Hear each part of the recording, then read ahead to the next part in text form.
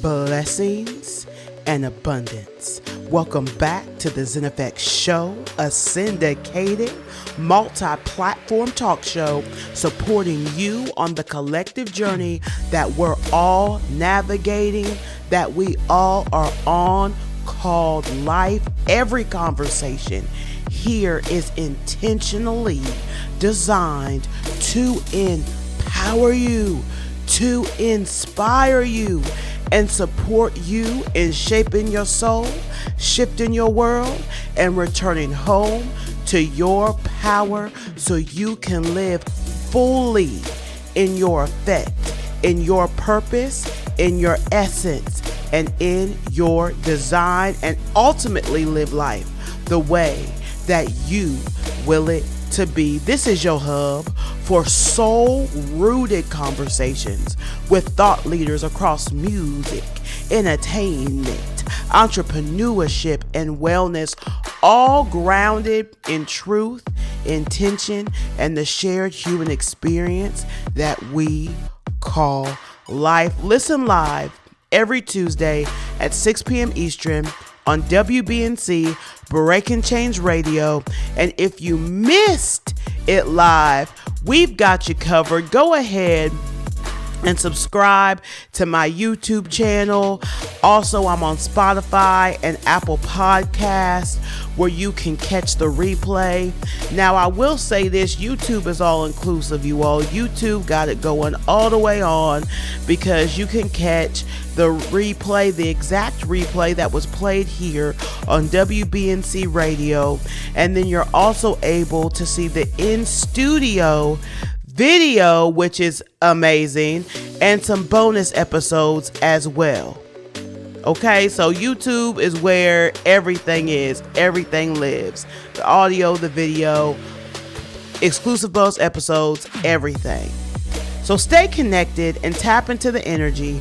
Follow the Zen Effect Show on all social media platforms. Just search the Zen Effect Show. You can go to WBNC's website. They have it directly on the front page, the direct link. And again, you spell the Zen Effect Show, the Zen, Z-E-N, Effect, E-F-F-E-C-T show. You can also visit my website, www.thezeneffectco.com, you all. Today's conversation is one you'll want to stay present for. Before I go into what the conversation is about today, I just want to check in and see how y'all doing. How y'all doing? My voice may sound a little different because I am tired. Is anyone else tired? Anyone else want to take a nap right now? I sure do. I sure do just want to take a nap. I just feel that everyone is so busy right now. I feel like if there's anyone who's not busy, it's because one, they're either choosing not to be, like literally, and then secondly, look, they're in the position to where they're able to just take that pause, like they, millionaires, billionaires, what have you. But I believe, we are not robots. We are human, and it's real. Take care of your well-being first. Today, we're joined by the Zulu Nurse, a vaginal health specialist, registered nurse, and a powerful advocate for Black women's health. She speaks directly to the realities Black women are facing in medical spaces, the questions we're often not taught to ask, the symptoms we're told to ignore, the care that we absolutely deserve. This episode shares vital, you all, information that will support you in advocating for your body, your voice and your wellness with clarity, respect, and truth. It's a grounded, educational, and open conversation that is designed for all ages, because understanding our health should never feel taboo or out of reach. So stay with us. We keep it very open here on the Zen Effect show. And that's what I love about the guests that I have, is they give you that information, that full transparency. So just stay plugged in. We're going to get to that conversation, but first, I got some conscious takes. There's some things going on that's necessary to bring to your awareness. First, we're going to talk about Generation Z, Gen Z, presented to the U.S. Senate in early 2026, indicates that Gen Z may be the first generation in over a century, you all, to show lower average scores on standardized IQ and core cognitive skill assessments than previous generations. Researchers point to a noticeable inflection point around 2010, aligning with the widespread introduction of one-to-one devices in classrooms and increased smartphone use. Similar cognitive declines have been documented across more than 80 countries, suggesting a global environmental factor rather than a localized issue. Y'all, this show is played in 80 plus countries. That's what bring that realization to you. Okay? Experts, so tune into this. Listen up. Experts emphasize this is not genetic. It's not genetic. Hear me out, but environmental. This is vital, meaning it is potentially reversible. While traditional metrics, which shows, I'm just gonna pause on that we can shift it. Because we're always evolving our environment, so we can shift this. Look, while traditional metrics show declines in attention, there are declines in memory, declines in literacy, numeracy. Researchers also caution that some Gen Z strengths are digital fluency. This is a strength. And beautiful because of the technological direction that we are going, as well as where we presently are. Adaptability, they're able to adapt. That is huge. That is a beautiful strength that honestly some generations weren't as strong in. You all, this is about systems and not intelligence. Really, how present were you when you watched the Super Bowl commercials? There were so many commercials that were commercials for AI companies. There was a few beauty, many commercials about GLP-1s. Within this article that News Nation had is where I found the majority of this information. I'm very concerned about some of these declines. The attention decline, which honestly, I feel the attention decline is something that we all, no matter what generation you were born in, that we all, it's everyone's reality. Commercials they're just so fast now. They're so fast. They really have to grab your attention in just a matter of seconds. But I'm really concerned because attention, memory, literacy, and numeracy are very, very important. Like, those are foundational staples that are very, very necessary. And what we design for is what we develop. My question is this: What are you doing? What can you do? I have heard many celebrities that have stated that they homeschool their children, and that in the homeschooling, they are able to add curriculums, implementing classes and sessions that they can have with you, or you can call an expert in that field to support them, because it's very much necessary.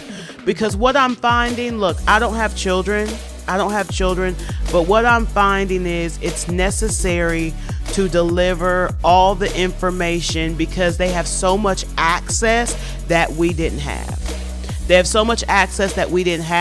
So it's not to hide anything from them.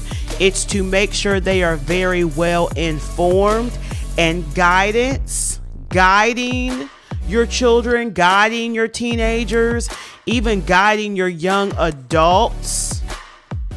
Let's jump into this, y'all. Who got a Costco membership? Who loves Kirkland at Costco? Well, Costco rotisserie chicken, honey, there's a lawsuit. Costco is facing a proposed class action lawsuit alleging that it's Kirkland signature seasoned rotisserie chicken. Okay? Who loves a good rotisserie chicken? I know I do. Remember the episode that I spoke about food fraud? Okay? This rotisserie chicken was marketed as containing no preservatives. However, it does contain carrageenan and sodium phosphate. The loss, just sit with that for a second. We've been told this. On the packaging is entertainment. On the label is the education. So the lawsuit was filed in California in January 2026. That was literally a month ago. And claims customers were misled by in-storage signage, as we always are. Costco responded by removing the no preservative signage and stated that both ingredients are approved by food safety authorities and are used to maintain moisture, texture, and consistency during cooking. Public service announcement. Where's the regulation on the signage, on the verbiage that is on the food? This case mirrors a broader trend of increased scrutiny around food labeling, following similar lawsuits in beverage and packaged food sectors. And I'm going to take that even further. All these food recalls and listeria outbreaks that just breaking out everywhere. It is to the point with these listeria outbreaks that it's not, we're becoming sensitized to it. And that's not okay. You don't want to become sensitized to listeria. The forward-focused framing on this, you all, is that this reflects a growing demand for precision and transparency in marketing. And I'm going to take this a step further. This even goes as far as our media sources. More transparency and more precision. That is the call right now. That is the call. Even in the education system. We just talked about Gen Z. This is how these stories tie together. More precision and more transparency. Consumers are asking for clarity. They just want clarity. Transparency expectations are rising. And I also believe that's another reason why y'all heard about the Sherry Shepherd show getting canceled. And I believe there really is this daytime TV. There's really a necessity for daytime TV shows. There really is. And I definitely would love to have one. And there's a shift. There's a shift in the messaging. You very much have a society, they want to hear more transparency. They want to hear more direct as to this is what's happening and going on. There's this tangibility piece that is there. And I'm not talking about Sherry Shepherd show, because I actually watched Sherry Shepherd show. I'm just talking about the gap that's necessary to be filled, and what I feel is necessary in filling that gap. And also shows like mine that really talk about life and support you in navigating life. There is much that people are navigating, that they're experiencing, and that they're balancing. Marketing language matters, you all. And the trust is truly built all up in and through the details. Does anyone else just feel like when we have so much access to food, right? We have so much access to food, but yet I'm still asking myself, what do I eat? What do I eat? What do I eat? Because of what's happening. And I just want to support you all with this. How I determine it is by what agrees with my body and what does not agree with my body. This information was sourced by azcentral.com. They are actually a part of the USA Today network. Now, you all, I want to spotlight for Black History Month some current relevant businesses. Traditional synthetic braiding hair is often coated with chemical treatments that can cause scalp irritation, allergic reactions, and environmental waste. These products are petroleum-based and non-biodegradable. The brand Rebundle, I'm not sure if you heard of it, and that's why I want to showcase it here, is a U.S.-based Black-owned company founded by Sierra Imani May that produces plant-based biodegradable braiding hair made from banana fiber.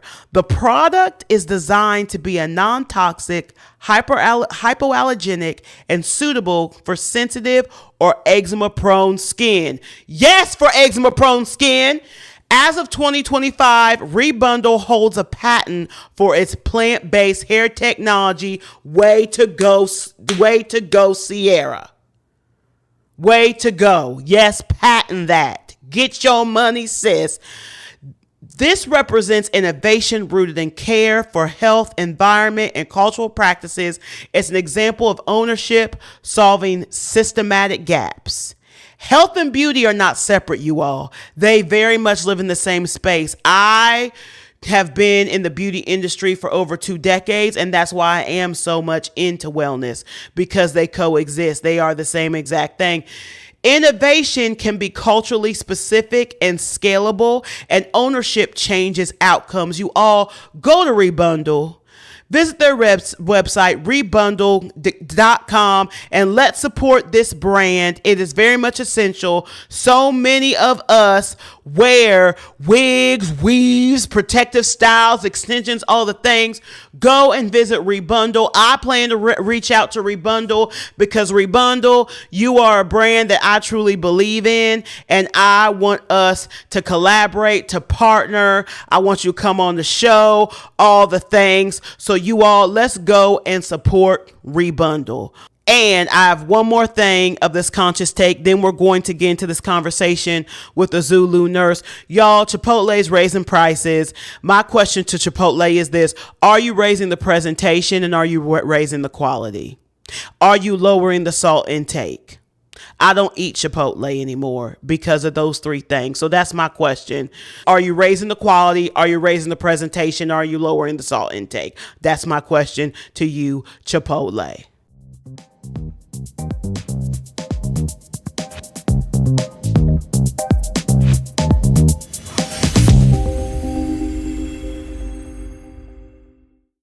Today's conversation is one you'll want to stay present for.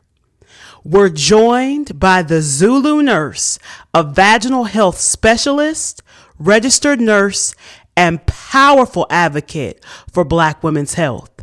She speaks directly to the realities Black women face in medical spaces, the questions we're often not taught to ask, the symptoms we're told to ignore, and the care we absolutely deserve. My conversation with the Zulu Nurse shares vital information that supports you in advocating for your body, your voice, and your wellness with clarity, respect, and truth. Let's get into it.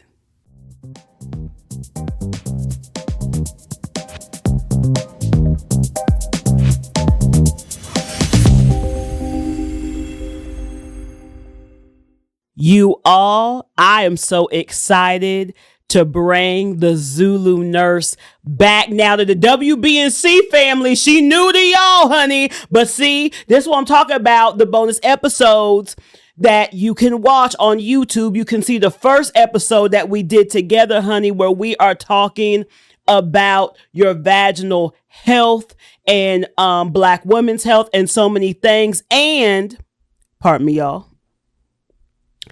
Honey, she brought me my drink, honey. Y'all don't know.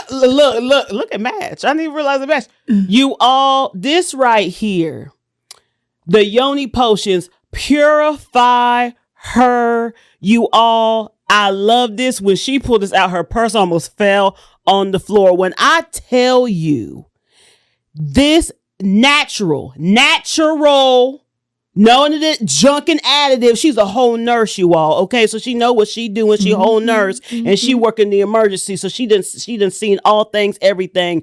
The difference in your health, y'all, in your vaginal health. She gonna tell you more about this. We just gonna jump into it.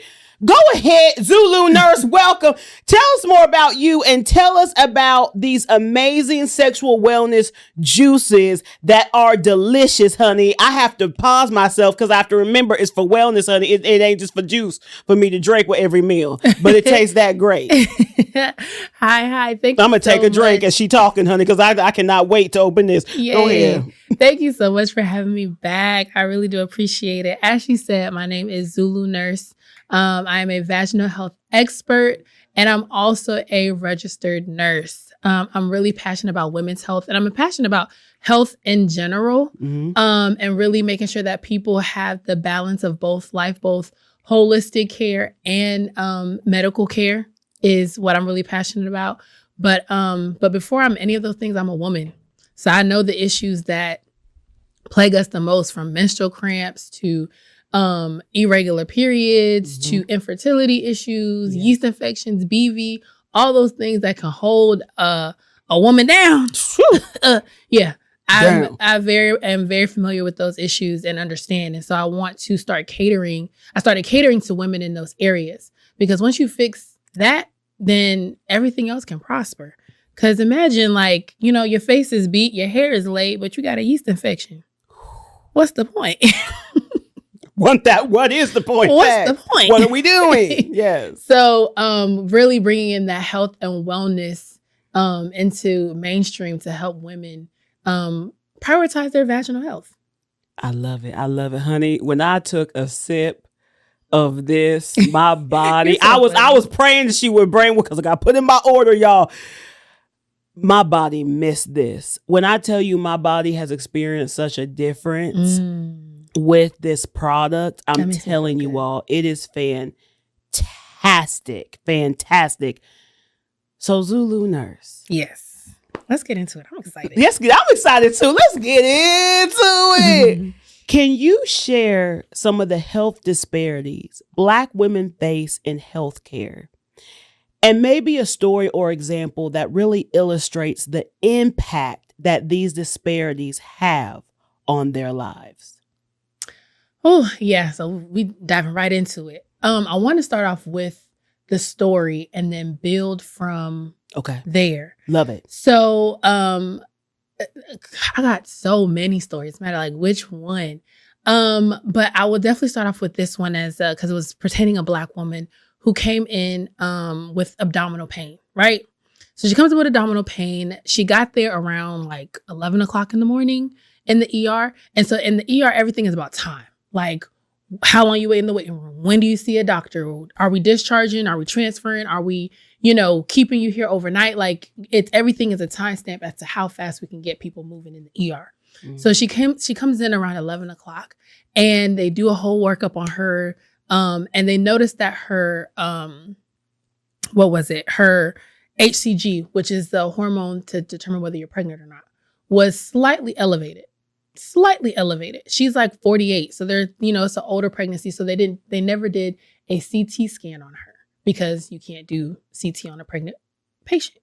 Mm-hmm. So I come in around 7:00 and they're basically saying that she's admitted to the floor, but because of her heart rate is too elevated, she's not able to go to the regular med surg floor because there's criteria for the floors. So they were saying that she was going to go to ICU and ICU was going to come down to the ER and evaluate them. So I know it's a lot of medical jargon, but I'm getting to my point. Long story short, as I come in as her nurse, I see she's in excruciating pain. I said, well, probably the reason why her heart rate is so elevated is because she's in pain. If we manage this pain, then we can possibly get her heart rate down so we can transfer. So I'm giving her multiple doses of Dilaudid, which is a really, really strong pain medicine, and her pain is not going away. Goes to find out, finally, now we're about like at 10 p.m., 11 p.m., and the GYN comes down and says, you're not pregnant. And they started talking to her, and she said, yeah, I'm not pregnant because I've had my tubes tied. So I just have a natural elevated HCG, but it wasn't high enough for it to be alarming. When I went back and looked at it, I said, this HCG is not even high enough to be alarming.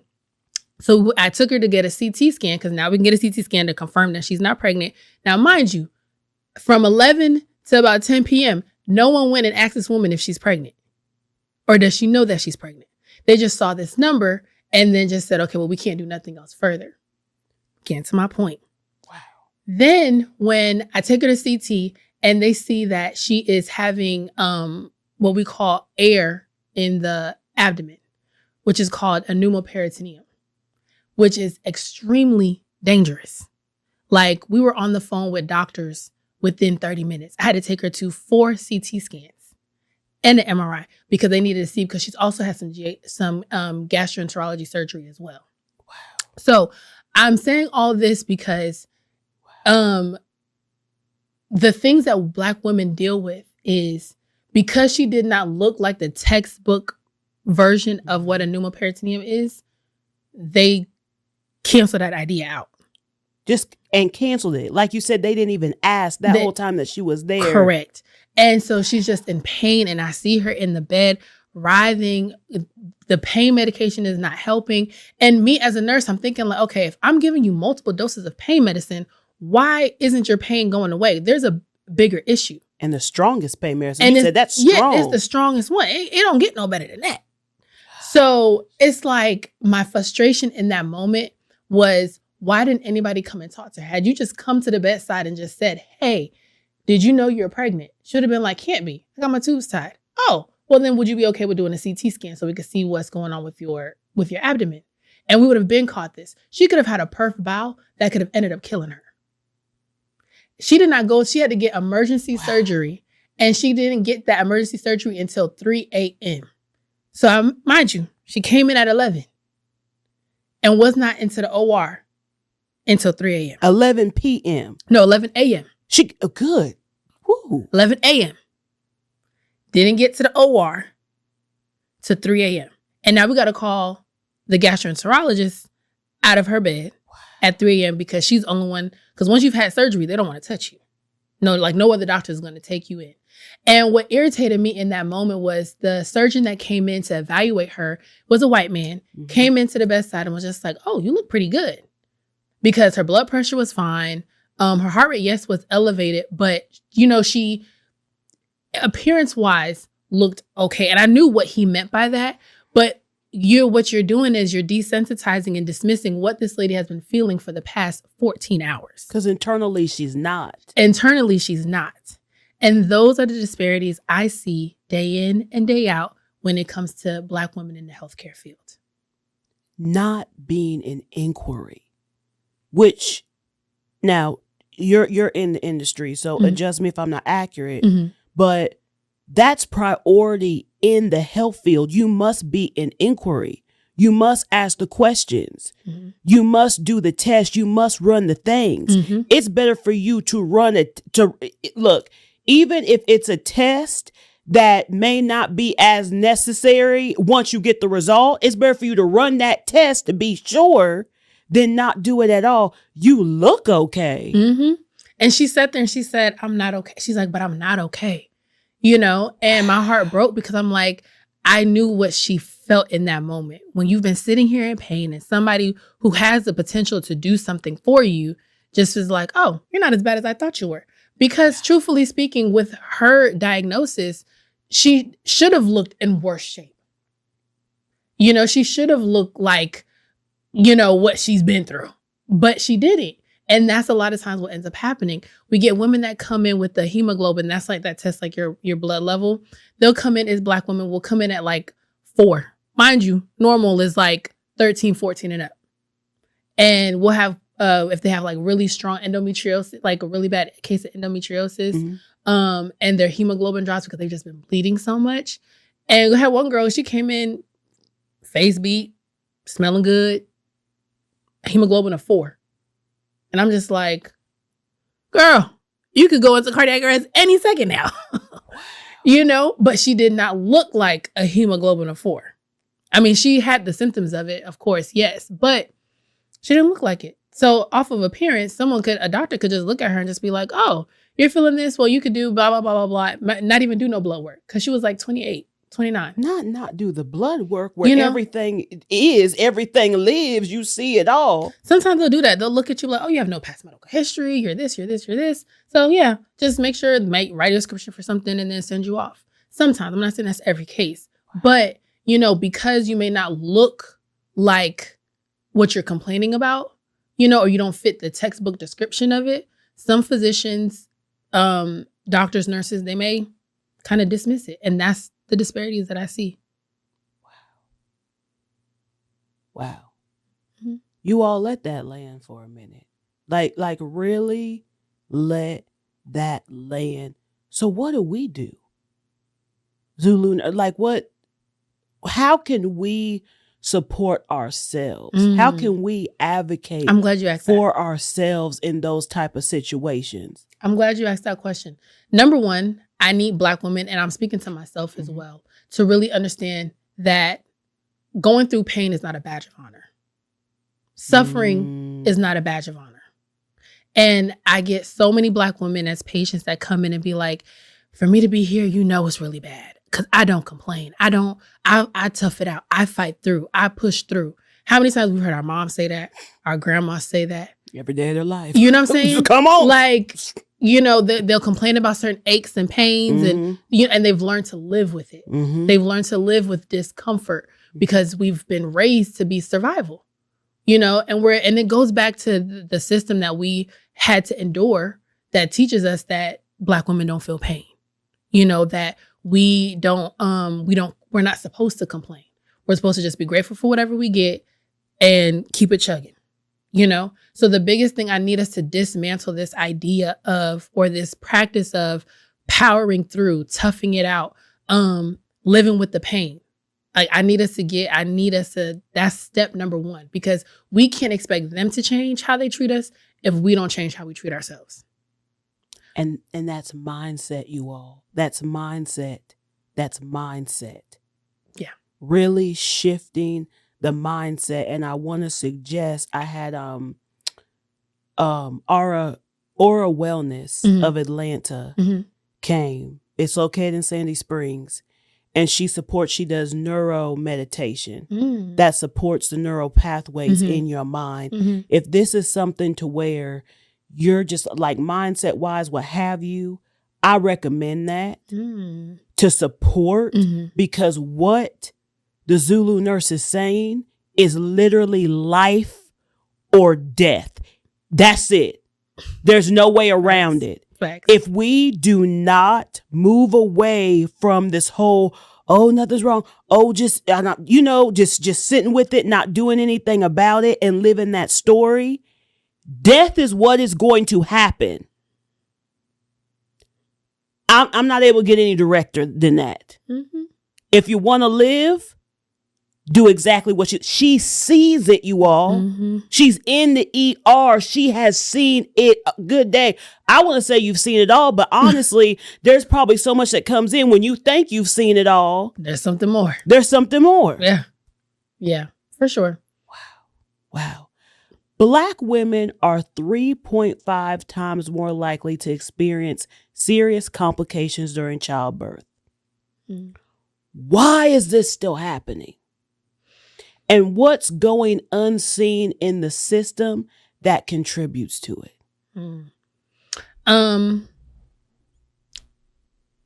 It's still happening because as Black women, like I said in my previous story, our symptoms don't look the same. You know, they don't look the same. Let's take a step back into history a little bit. Okay. We have the father of obstetrics and I can never say this word. Someone who's in it. Honey, all that medical word, I'm surprised you can say the ones you can say, because I can't say zilch of them. it be kicking my butt.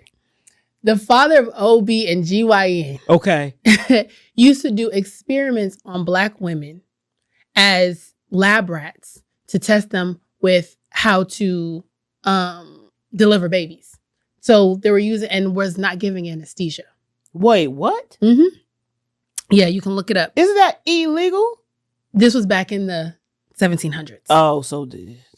Yeah, this was back in the day. Like, what? He's the father of OB and GYN. So when this practice started coming up, this is what they were doing. So they would use Black women to practice delivering babies, other OB and GYN practices as experiments, saying, okay, this is how we're going to do it, and was not giving them anesthesia because it was deemed that Black people, Black women specifically, don't feel pain. So they're doing these procedures, and whatever it is that they're learning from that, then they take their practices and put it on the white women and give the white women anesthesia. This is real life. That right, anger is coming up for me. Mm-hmm. Yes. And then, so now what ends up happening, the things that they learned from the Black patients, they're putting it in the textbooks. So now we're having med school books, nursing books, healthcare books, textbooks that students are using to study from with this data and research. So, and that is trickling down. Yes, medicine evolves, medicine changes, but the treatment of Black and brown people, unfortunately, has not changed. While there are some guidelines, of course, and practices that are now deemed illegal, of course. And, there's things that is, you call ethics, to be ethically sound. As a healthcare provider, these are things that you have to do, so we have those safeguards in place. But that embedded racism that started from day one, that has been put in our textbook, still transcends, and it shows up to today. So that's number one, is why that rate for Black women is higher than it is for anybody else. Number two, like I said, our symptoms are just not always the same. Mm-hmm. If you have someone who's who just had a baby, and they're in their postpartum period, that 6-week period after having a baby, their symptoms are sometimes a little bit different than the white counterpart. So their diagnosis sometimes they're underdiagnosed, or it gets dismissed. Or as Black people, we know that we have the leading numbers for hypertension. So you're trying to say that you're coming in here because your blood pressure is high. The doctor go look at you. Well, ma'am, your blood pressure is always high. But not realizing that the totality of the care is, her blood pressure might have been high previously, mm-hmm. but now it's high and she's just had a baby. Let's do a little bit more deep dive. What about misdiagnosis? Misdiagnosis does happen. Do you know if I'm just curious. I'm not sure. It just brought alive for me. Mm-hmm. I'm just wondering if it's higher in us, but I guess not, because we're probably not getting diagnosed at all. But I wonder how misdiagnosed even looks with us. I'm just curious. I never thought about that until until now. So misdiagnoses do happen, but here's the thing. I don't want to incite fear into the people. I don't want to create a level of mistrust in the system. You know, I want women to be educated and I want them to be aware, but I also don't want them to run away from us either. You know, I believe the two can exist. Being self-aware and advocating for yourself while simultaneously trusting a system to take care of you when you have a medical need. So while it does happen and sometimes we're not able to articulate what it is that we need from the doctors or from nurses and stuff like that, I still want women to know that you are the owner of your body. You know what makes you function. You know what's right. You know what's wrong. And being able to advocate that and talk about what it is you're feeling will help you get closer to what it is that you ultimately need. You advocate for yourself. Mm-hmm. You have to speak up and you have to speak out. Mm-hmm. And not care. That's what I'm hearing from you. And not care about whatever's going through your mind. Because anything that's going through your mind is a story. Because I believe too, at least I know I was raised, when you're in the house, listen to the professionals. Don't say too much. They know. We're living in a time now, and you can vouch for this, I'm sure. There's low staffing in hospitals. COVID did a lot of the nurses and the doctors and the stuff in y'all. Yeah. So you got people tired. You got a lot of nursing agencies that are coming into the hospitals and not hiring their own nurses. There's a lot going on in the medical system.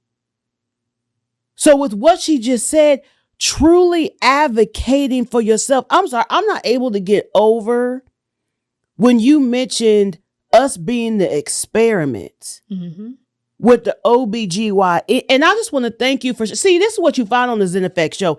And I thank you for this knowledge because these are things that a lot of people don't know. And we have to know. This is exactly how we were suppressed in slavery because we didn't know how to read a book. We didn't have the information. And that's why I'm so thankful for you supporting us with this information so we know what's necessary when we enter these rooms. Because guess what? You're going to go to a hospital. Everybody is going to go, just like how everybody going to transition out this earth, everybody going to go to the hospital at least once. Yeah. To the ER. At some point. It's inevitable. Some experts say the solution isn't just increasing the number of Black professionals in healthcare. I'm so excited to hear your take on this. But bringing care back into patient care. What does that actually look like and how can it transform the patient experience?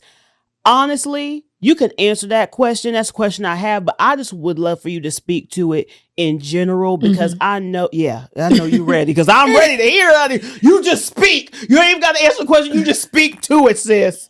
Go ahead. I will say that's the biggest thing that is missing. Yes, we need more people of color in these rooms and spaces and on these, and not just on the bedside portion of it, but also on the corporate side. Also on, the other side of bedside. We need people that look like us. But really and truly, it's going to have to be going back to of just caring. Just simply care about what somebody is going through. And you're right when you brought in about the whole COVID thing, because a lot of it did desensitize a lot of us. And especially when you work in the healthcare field, in order for you to survive, you got to be desensitized. In order for you not to be burnt out, you got to have a level of you got to have a level of care and not care, because it will burn you out the quickest. The ones that care the most burn out the fastest. Wow. And the ones that look like robots, where they just come in and be like, "Hey, you got cancer. You have 3 months to live. Follow up with your oncologist. Bye," and walk out the door. And then you have the ones that care, that will be like, Miss Johnson, I'm so sorry to tell you this, but unfortunately your scans did show that you have, like, just adding a level of care and empathy and patience. You know, there's two types of providers, two types of nurses, two types of healthcare workers. One is going to last longer than the other when it comes to it. But I feel like God created people like me in a way to where you can still care and empathize for a patient while simultaneously still protecting and safeguarding yourself. And it just takes a matter of, is this what I'm called to do? And yes, we can get into that conversation of like, oh, nurses are just in it for the money. I'm not here to have that debate. Okay. But what I am here to talk about is that the two can exist. You can care while simultaneously putting up those safeguards for yourself and knowing how to pour back into yourself so you're not completely depleted. Can you kind of just briefly walk us through that for healthcare professionals who are listening and who hear that and they're like, yeah, I want to do that. And they may not be for various reasons, right? They're one or the other, right? They're either they either care too much, don't care enough, feeling burnt out, what have you.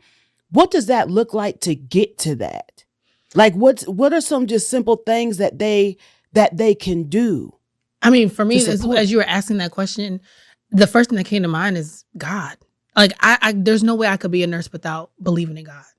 He gives me a spirit. I feel like God has blessed me with mouth and hands that heal and a presence that heals. So the moment I walk into a room, a patient will be like, oh, I'm so glad you're my nurse, and which is why I know I'm in alignment with what it is that I'm supposed to be doing. But to specifically answer to those healthcare workers is you really got to know your why. Like, why is it that you're doing what it is that you're doing?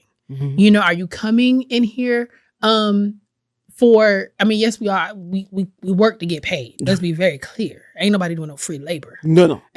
Jesus didn't even say that. Come on, somebody. But what is your intention when it comes to when you walk into that door? Before I clock in, I say a prayer every day. Before I clock in, asking God to fuel me, asking Him to give me the patience that I need to deal with the most difficult patient. You know what I'm saying? Like, those are things that I do. And then on my days off, I think that's another biggest thing. What are you doing for yourself on your days off? Say it. Because you had to perform when you go to work. When you clock in those 12 hours or however many hours you work as a healthcare worker, you gotta do the job. Based on performance, you're being paid to perform. Correct. But what's gonna matter is, what do you do on your off days? How do you take care of yourself? How do you pour back into yourself? What are you eating? Are you moving your body? What are you listening to? What are you watching? Yes. All those things are going to determine how you pour back into yourself and how you feel. Yes. So when you go back to work, are you like, oh my gosh, I hate this. I'm so tired. Blah, blah, blah. Or are you like, oh my goodness, I'm thankful that I have a job that allows me to be impactful, influential, whatever the case may be, whatever verbiage that you use. That's going to determine your longevity in the healthcare system when it comes to dealing with this. And as someone like me who worked in inner city hospitals with people that look like me and you, them the ones that are the most strenuous. The most strenuous. But I like working there because it gives me a chance to, a lot of our people are medically and I don't mean that to be insulting or offensive, but it's facts. It's true. It's just that's true. The truth. What? They don't know.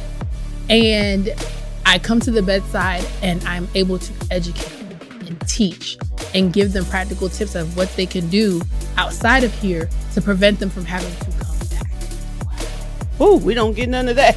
Yeah. We don't get enough of that. So one of the things that I always say is, especially like, if I have a good rapport with a patient, I'll be like, I can't wait to see you again, but not in here. Like when you see me at Kroger, you see me at Walmart or at the mall, we can kick it. But here, I don't want to see you back here. Just to kind of have that, put that trigger in them to just be like, okay, I need to be on top of my health, or, I need to follow up. I need to do this. I need to do that. So those are the things that I feel like that would help healthcare workers and also help patients and bringing back that patient care. And also not being afraid to speak up to your colleagues when you hear this medical racism or when you hear bias. got another story. Can I tell another story? You sure can. So the biggest thing is also, while you, as a nurse, I advocate for my patient, but also checking medical bias or medical racism. Mm-hmm. Checking it when you hear it and when you see it. Case in point, I had a patient that came from out the country, from Africa, and they were coming in. They were on blood pressure medication, but the son that brought his parents here, because they're older, his son brought his parents here. They ran out of their blood pressure medication, but he was trying to get them seen by a doctor. But because, just it was during Christmas time, life gets to happen. They ran out of blood pressure medication. Goes to find out they were out for about maybe like 2 weeks, and blood pressure went sky high through the roof. So what they do, come to the ER, take care of them. So the father's blood pressure ended up being like extremely high, and we had a really hard time bringing it back down. So he ended up being admitted into the hospital. So as I'm giving a report to a nurse, it's a white nurse, I'm giving her report and I'm telling her the story, and then she's like, oh, so he's non-compliant. So here's the danger behind that terminology of non-compliant. It automatically puts a stigma on you where providers will not literally, but will end up dismissing. Because if you're deemed as non-compliant to medication, it's kind of like, oh, okay, so we can prescribe you medication, but you're not going to take it, or you're not going to do anything about it, or you don't care about your health. Because you see a lot of what we call frequent flyers in the hospital because they just don't take their medication, for whatever reasons. And there's lots of different reasons why people don't take medicine. And there's some of them is because they just don't want to take it, or they just, like coming and spending their days in the hospital for whatever reason, But I was highly offensive with her saying that he was non-compliant, because that's not the case. That's not the case. Non-compliance to me in my book is you have access to medication, you have medication, but you choose not to take the medication. That to me is the definition of non-compliant. However, in this situation, he had the medication, he ran out of it and was not able to see a doctor in time before his blood pressure shot through the roof. There's a big difference. So now you're going to put in this man's chart, he's non-compliant. And now that puts a label and a stigma on him for him to be dismissed. Now, even though with that being on your chart, doctors, nurses, healthcare workers, they still have to provide care and show proof that they provide care and treatment.